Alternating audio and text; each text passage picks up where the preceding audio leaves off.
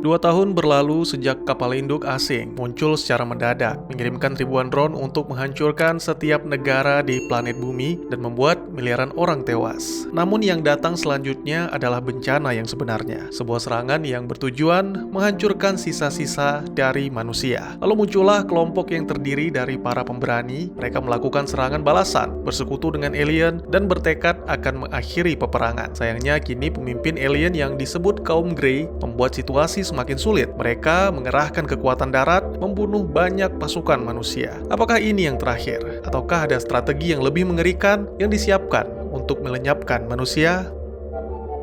Itulah sepenggal penjelasan tentang film yang akan saya ceritakan. Judulnya adalah Occupation Rainfall, sebuah film fiksi ilmiah Australia tahun 2020.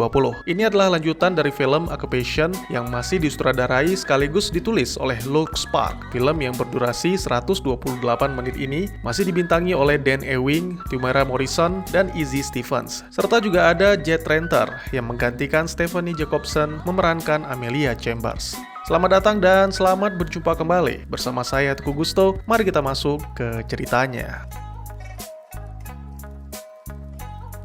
Film dimulai dengan menampilkan kota Sydney yang dilanda peperangan. Kapten Wessex, pemimpin pasukan 2, terlihat begitu berapi-api, terbakar semangat yang membara. Hari itu pasukannya mendapatkan misi untuk menyelamatkan pasukan 3. Sayangnya kaum Grey mengirimkan bantuan yang langsung menghabisi pasukan 3 hingga tak tersisa. Maka dengan ini gagal sudah misi Wessex dan pasukannya.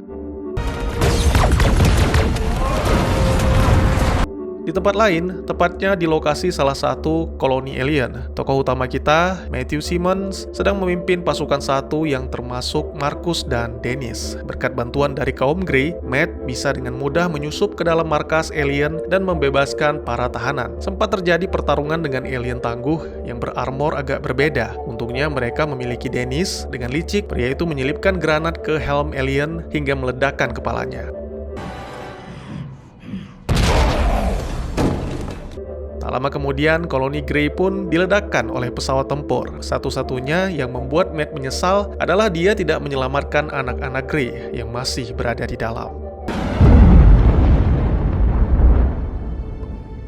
Dan yang terakhir ada Amelia yang menuju ke tempat penampungan Grey. Wanita itu dijuluki Amelia the Human karena berhasil mengajak Grey berdamai untuk hidup bersama di bumi. Sayangnya tidak semua bisa menerima keberhasilan tersebut. Bahkan sebagian orang menganggap Amelia sebagai sampah. Hari itu Amelia bersama dengan Abraham, sang pemimpin kelompok, serta Gary, kaum Grey pertama yang bersekutu dengan manusia, bertemu dengan salah satu pemimpin Grey. Sebagai imbalan karena telah mengungsikan rakyatnya ke tempat aman, sang pemimpin itu pun memberikan informasi tentang rencana militer Grey, yaitu Rainfall. Selain itu, pemimpin tertinggi juga akan menurunkan Kelly, prajurit pelindung para tetua Grey. Beberapa waktu kemudian, kelompok militer itu mengadakan rapat yang dipimpin oleh Abe dan Komandan Angkatan Udara bernama Charles Hayes. Mereka telah melakukan kontak dengan negara Amerika dan Eropa yang mengalami dampak paling buruk atas serangan alien. Amerika sendiri telah mencoba melakukan perlawanan dengan meluncurkan nuklir. Sayangnya itu tidak memberikan efek apapun, seolah-olah serangan tersebut meleset. Charles adalah salah satu dari orang-orang yang tidak menyetujui perdamaian dengan Grey. Dia mengabaikan tentang Rainfall dan mengusulkan agar memindahkan para pengungsi ke tempat yang lebih aman karena Sydney akan segera dibumi hanguskan. Sebenarnya Abe menolak usulan tersebut sebab di luar sana masih banyak manusia dan para sekutu yang harus diselamatkan. Namun untuk berjaga-jaga, Abe membagi tim menjadi 3. Tim 1 yang dipimpin oleh Kapten Wessex akan memindahkan para pengungsi. Tim 2 terdiri dari 2 relawan yaitu Matt dan Gary akan menuju ke pangkalan satelit Amerika di Pain Gap untuk mencari tahu tentang Rainfall dan Kelly. Sedangkan Abe dan Amelia akan melanjutkan misi penyelamatan para penduduk yang masih terjebak di Sydney. Terkadang apa yang direncanakan tidak sesuai dengan kenyataan yang terjadi di lapangan. Beberapa waktu kemudian, ketika mereka siap meninggalkan bunker, musuh sudah melakukan serangan, sehingga pertempuran pun tak terhindarkan dan bahkan tim 3 juga terpaksa meninggalkan Sydney, bergabung dengan para pengungsi. Untungnya mereka mendapat bantuan dari Angkatan Udara, namun serangan alien tidak berakhir sampai di situ. Mereka mengirimkan serangan pamungkasnya yang menghancurkan Sydney. Peristiwa ini selalu terjadi selama 2 tahun terakhir, manusia lari, lalu melawan, dan akhirnya bersembunyi. Tapi Abe yakin mereka akan bertahan karena manusia telah melewati berbagai macam bencana, dan sampai saat ini manusia berhasil mempertahankan eksistensinya di muka bumi. Beberapa waktu kemudian, akhirnya Amelia, Abe, dan para pengungsi tiba di Blue Mountains, sebuah pangkalan militer sekaligus tempat para ilmuwan melakukan penelitian dan pengembangan senjata. Tempat itu dipimpin oleh Komandan Charles Hayes. Di sini Amelia mengutarakan kekesalannya terhadap sang komandan yang memerintahkan pasukannya untuk meninggalkan para sekutu. Menurut Charles, itu adalah sebuah protokol untuk memprioritaskan keselamatan manusia. Lalu Charles menunjukkan apa yang timnya lakukan di Blue Mountains, sebuah persiapan perang dengan senjata canggih hasil dari penyatuan teknologi manusia dan alien. Di tempat lain, tim Matthew juga berhasil tiba di wilayah musuh karena kendaraan militer akan membuat mereka mudah dilacak. Akhirnya Matt dan Gary terpaksa melanjutkan perjalanan dengan menggunakan Fox, hewan mirip kuda yang berasal dari planet kaum Grey. Di sana juga ada Marcus yang sebelumnya diam-diam menyelinap ke dalam mobil. Marcus memaksa tetap ikut dengan Matt dan Gary karena ingin menjadi lebih berguna. Tak lama kemudian, setelah memasuki wilayah musuh, mereka menyaksikan pembantaian manusia oleh Grey. Sayangnya tidak ada yang bisa dilakukan oleh kelompok Matt karena mereka kalah jumlah dan kekuatan. Tidak mungkin mereka mampu mengalahkan pasukan elit Grey yang disebut dengan Kelly. Gary mencoba membantu dengan mengalihkan perhatian. Dia nyaris mendapatkan informasi tentang Rainfall sampai Matt memutuskan untuk menembak dan mengacaukan segalanya. Kali ini dengan menggunakan kendaraan pasukan Kelly, Gary dan Marcus menembak jatuh beberapa drone musuh. Sedangkan Matt menyelinap masuk ke dalam mobil tempur yang lain. Meski telah terkena ledakan, ternyata prajurit Kelly itu masih hidup. Dia masih berusaha membunuh Matt. Untungnya, di saat-saat terakhir Matt diselamatkan oleh Fox. Ternyata yang dikatakan oleh Gary benar, Fox adalah hewan yang setia terhadap tuannya. Pada malam harinya, serangan kembali datang. Kali ini tidak hanya dari pasukan Kelly, tapi juga seekor makhluk mengerikan yang disebut Zylik. Makhluk itu adalah salah satu predator dari planet Grey. Makanan kesukaannya adalah Fox, tapi tidak menolak jika disodorkan manusia. Setelah berhasil mengalahkan salah satu Kelly, Gary meminta Matt untuk membantu Marcus menyelamatkan Fox yang hendak dimangsa oleh Zylik. Tidak heran mengapa Gary menyebut makhluk itu sebagai puncak dari rantai makanan, karena lapisan kulitnya yang keras membuatnya kebal terhadap tembakan. Beruntung di saat terakhir, sebuah ledakan menghancurkan sang predator. Itu sekaligus membuat prajurit Kelly lengah sehingga Gary berhasil membunuhnya.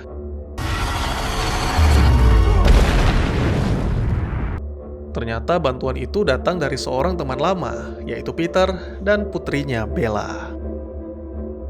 Keesokan paginya, Matt, Gary, dan juga Marcus dibawa oleh Peter ke rumahnya. Meskipun dulu sangat membenci Grey, tapi kini Peter dan keluarganya menyambut Gary dengan ramah karena menghargai usaha Amelia menghentikan perang. Pasca serangan 2 tahun yang lalu, Peter bersama dengan keluarganya membangun rumah di tempat terpencil. Hingga akhirnya, kini semakin banyak orang-orang yang berdatangan dan ikut bergabung demi menghindari perang di Sydney. Di sini Matt menjelaskan tentang Sydney, bahwa sebenarnya perundingan sempat terjadi dan semua berjalan dengan lancar, hingga akhirnya para pasukan Grey datang membunuh semua orang, termasuk anak-anak kecil dari kaumnya sendiri. Untungnya Matt dan Amelia berhasil selamat, tapi peristiwa tersebut cukup membekas dalam ingatan bagaimana kekejaman Grey terhadap kaumnya sendiri.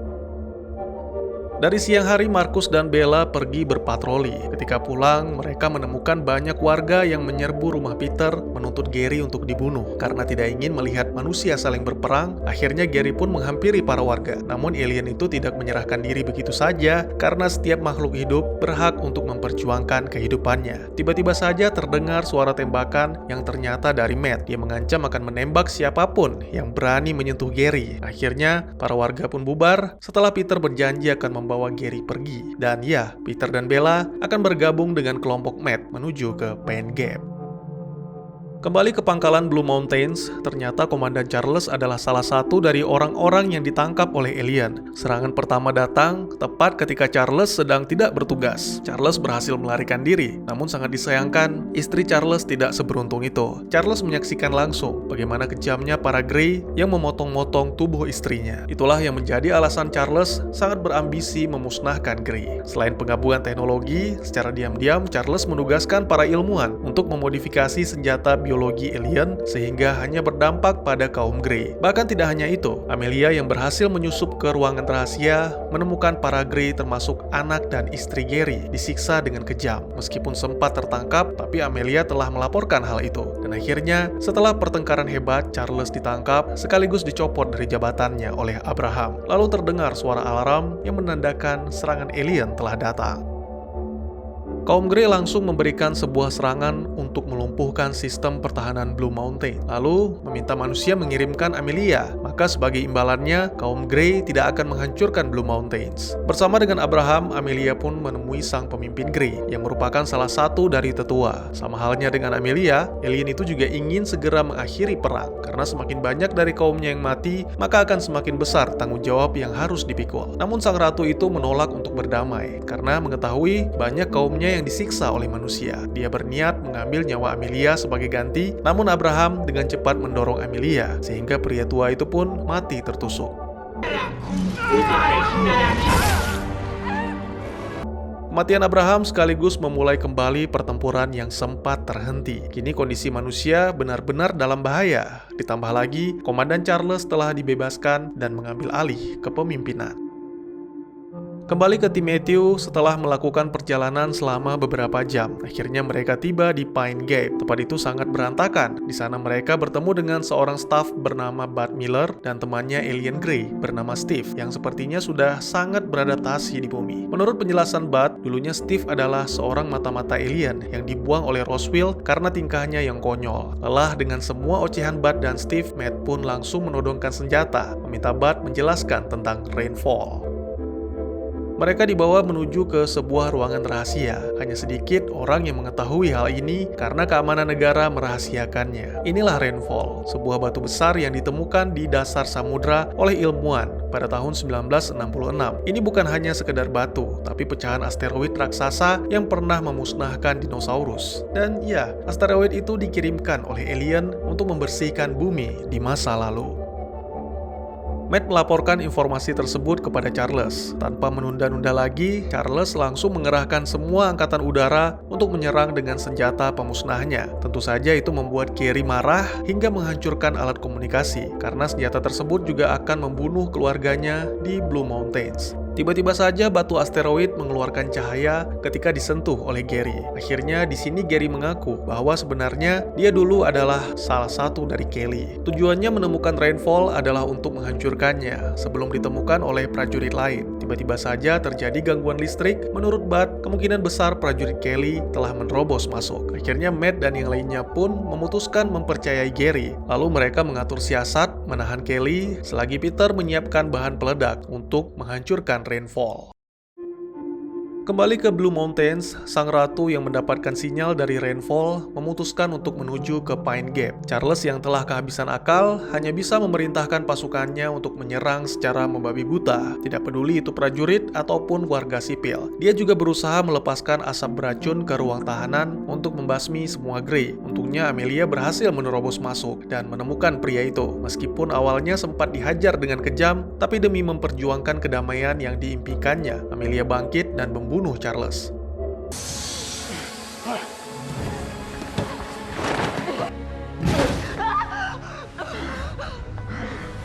Tak lama kemudian, setelah para alien mundur, Wessex dan pasukannya membekuk semua anak buah Charles, serta membebaskan kaum Grey yang ditangkap untuk dievakuasi. Di Pine Gap sendiri terjadi pertempuran yang cukup seru antara tim Matthew melawan para prajurit Kelly. Grey bahkan bertempur seperti seorang Kelly, dengan pedangnya dia menebas semua Kelly hingga tewas.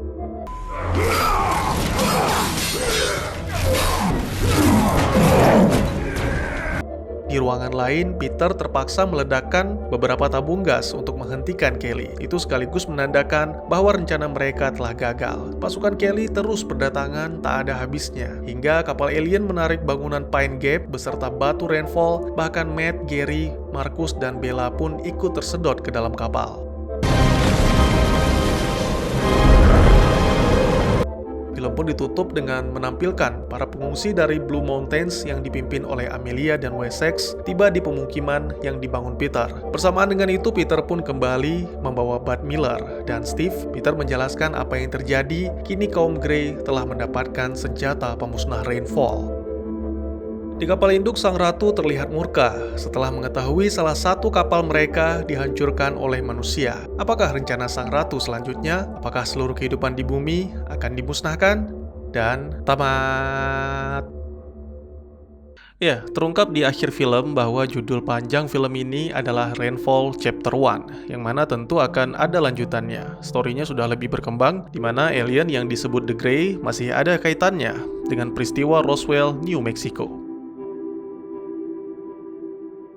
Saya pikir pada awalnya Grey sama seperti manusia, mempelajari segala hal tentang antariksa hingga mampu menjelajahinya untuk menemukan kehidupan asing atau planet yang layak huni demi membangun koloni. 65 juta tahun yang lalu mereka berhasil menemukan bumi. Seperti yang kita tahu, kala itu bumi masih dikuasai oleh dinosaurus. Dan untuk membangun koloninya, Grey harus melakukan pembersihan, mengirimkan asteroid raksasa dengan kode name Rainfall. Tentunya pembersihan itu juga berdampak kepada bumi yang mana saat itu menjadi tidak layak huni selama ribuan atau bahkan jutaan tahun. Selama itu juga, mungkin pemimpin kaum Grey sudah beberapa kali mengalami pergantian sehingga mereka melupakan tentang bumi dan berfokus untuk membangun planet mereka sendiri. Hingga pada akhirnya planet mereka hancur karena mengeksploitasi alam secara berlebihan. Lalu muncullah ide untuk menginvasi bumi. Mereka telah memulainya sejak peristiwa Roswell di tahun 1947. Kala itu beberapa personil mata-mata dikirimkan untuk memantau bumi, namun hanya Steve yang selamat dan memutuskan bersekutu dengan manusia. Ini sebenarnya kode name, misi genosida atau pemusnahan. Alien Grey menggunakan asteroid untuk dijadikan senjata yang kurang lebih ledakannya sama dengan bom nuklir. Seperti pada film ini, dijelaskan bahwa Amerika dan Eropa telah dihancurkan dengan asteroid, bahkan termasuk Sydney. Tapi itu berbeda dengan batu yang berada di Pine Gap. Menurut penjelasan Gary, batu itu sangat langka, dan dengan teknologi yang dimiliki sekarang, mustahil bagi Grey untuk menciptakannya kembali. Oleh karena itu, sang ratu menurunkan prajurit Kelly untuk mencari batu tersebut sekaligus mengaktifkannya. Mungkin buat yang sudah menonton episode sebelumnya akan bertanya-tanya, kok si Matt gak mesra-mesraan sama si Amelia bang? Bukannya mereka pasangan kekasih? Oke, jadi saya ceritakan sedikit apa yang terjadi selama 2 tahun terakhir. Pada episode sebelumnya, kita melihat anaknya si Jackson dititipin ke keluarga Peter. Mereka memutuskan mengasingkan diri untuk menghindari perang. Sebenarnya Peter mempunyai putra yang bernama Samuel. Tapi di film ini sama sekali tidak muncul, bahkan tidak disinggung. Saya pikir Sam telah mati akibat serangan alien dan mungkin inilah yang membuat Peter dan keluarganya mengasingkan diri ke tempat yang lebih aman. Di Sydney sendiri nggak cuma perang-perang aja, tapi Amelia juga terus melanjutkan gerakan perdamaian untuk berunding dengan para pemimpin kaum Grey. Nah, suatu hari, Amelia bersama dengan Matt, Kolonel Grant, dan Major Davis mendatangi perundingan untuk membahas gencatan senjata. Nah, perundingan tersebut diketahui oleh sang ratu pemimpin tertinggi. Dia mengirimkan pasukan untuk membasmi semua orang, baik manusia maupun kaum Grey yang berkhianat meski itu anak kecil. Dalam serangan tersebut, Kolonel Grant dan Major Davis tewas. Sejak saat itu, Matt menjadi tidak percaya lagi dengan Grey. Dia bergabung dengan pasukan Charles, meskipun setengah hatinya masih menginginkan perdamaian. Akhirnya perbedaan pendapat ini membuat hubungan Matt dan Amelia berakhir. Lalu Amelia pun menjalin hubungan dengan Kapten Wessex. Gak penting sih ya, tapi ya sekedar menjelaskan aja. Sangat disayangkan perkembangan cerita masih belum menghilangkan kelebayan dalam film ini. Contoh nih ya, ketika Amelia menemukan para Grey yang disiksa, beberapa prajurit datang untuk menangkap wanita itu. Saya paham, mungkin Amelia jago berantem, tapi nggak sampai kayak orang ngeroyok maling atau copet juga kan? Udah gitu si Amelia ini udah babak belur, berdiri aja harus dibantu sama si Dennis. Pas para prajurit terlibat aksi saling todong, dia ikut-ikutan juga. Ngapain coba? Udah gitu Matt juga terus-terusan ngebully Gary, padahal nama sebenarnya bukan Gary. Tapi si Gary juga nggak diizinkan sama sekali untuk nyebutin namanya sendiri. Terus jokesnya si Matt pedes banget. Kita yang dengerin dia ngomong bukan ketawa, tapi malah kesel. Kok segitunya coba sama si Gary? Tentara yang lain juga sama aja. Udah tahu beberapa Grey memutuskan untuk berdamai, masa tengkorak-tengkorak Grey digantung di mobil-mobil? Emang nggak mikir gitu gimana perasaan Grey yang ngeliat? Lucu aja gitu, nggak ada rasa menghargainya. Ya, mudah-mudahan aja di chapter 2 naskahnya bisa lebih baik ya. Nggak perlu sensi apalagi anarki, saya hanya menyampaikan apa yang saya lihat dan saya pahami dari film ini dengan tujuan dan niat membuka forum diskusi. Yang tahu benar atau salah hanya sutradara dan penulis naskah. Oleh karena itu, mohon maaf jika memang pemikiran saya ternyata salah. Bagi teman-teman yang punya teori tentang film ini ataupun ingin berdiskusi, atau mungkin juga teman-teman punya referensi film lain untuk kita review, silahkan tuliskan di kolom komentar atau bisa DM ke Instagram saya di @teguhgusto. Insya Allah pasti akan saya baca. Mari kita jadikan kolom komentar sebagai sarana penambah wawasan dan menciptakan jalinan persaudaraan, bukannya malah menjadikannya sebagai tempat pembulian sehingga menciptakan permusuhan. Sekian dulu videonya dan jangan lupa untuk dukung terus channel ini dengan cara share, like, dan subscribe karena dukungan dari kalian sangat berharga bagi saya demi perkembangan channel ini. Saya Gusto, sampai jumpa di video selanjutnya. Tetap semangat, tetap bersyukur setiap hari. Dadah!